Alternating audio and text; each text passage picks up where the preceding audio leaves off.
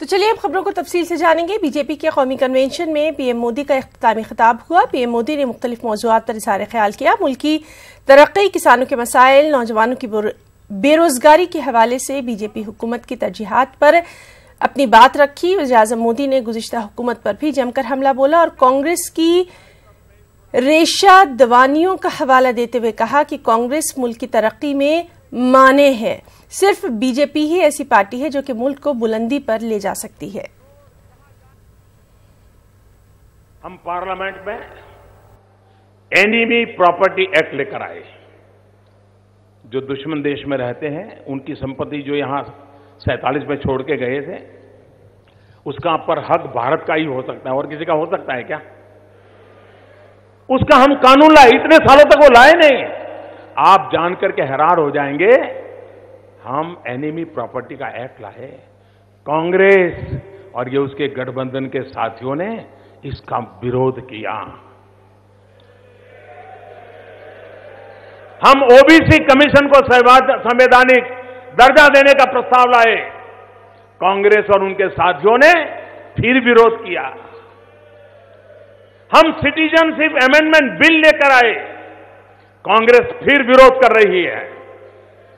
हम कोर्ट के आदेश के तहत एनआरसी लेकर आए, लेकिन इसका भी विरोध किया गया। हमने आधार को कानूनी स्वरूप देने की कोशिश की, कांग्रेस ने फिर विरोध किया। हम 3 तलाक को खत्म करने के लिए कानून लाए, कांग्रेस और साथी फिर विरोध कर रहे हैं। अब अयोध्या विषय में ही देखिए, कांग्रेस अपने वकीलों के माध्यम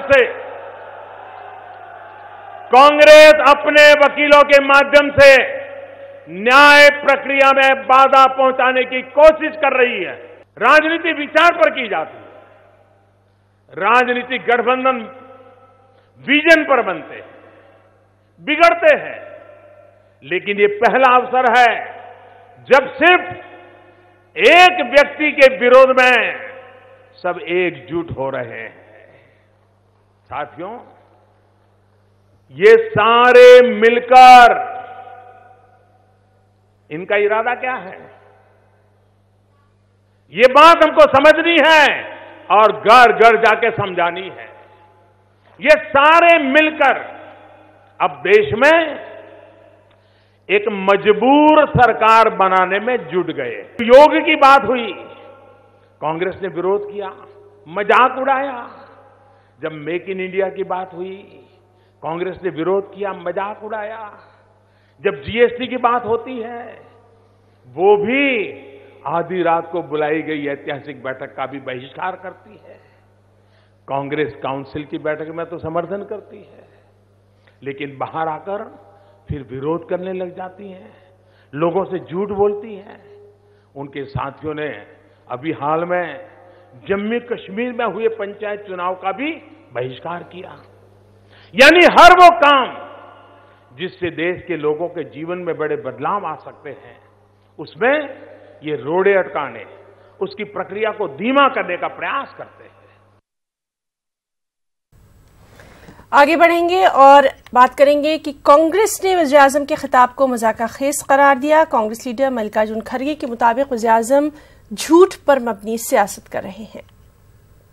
ये बोल बोल के, 100 बार बोल के, झूठ बोल के ही हुकूमत में आए और वही बोलना पड़ता है उनको। वो अच्छी बात हमारी कही नहीं सकते। आज जो हर एक के हाथ में टेलीफोन है, 1 पैसे में कॉल फॉर होता है, क्या ये उनकी देन है?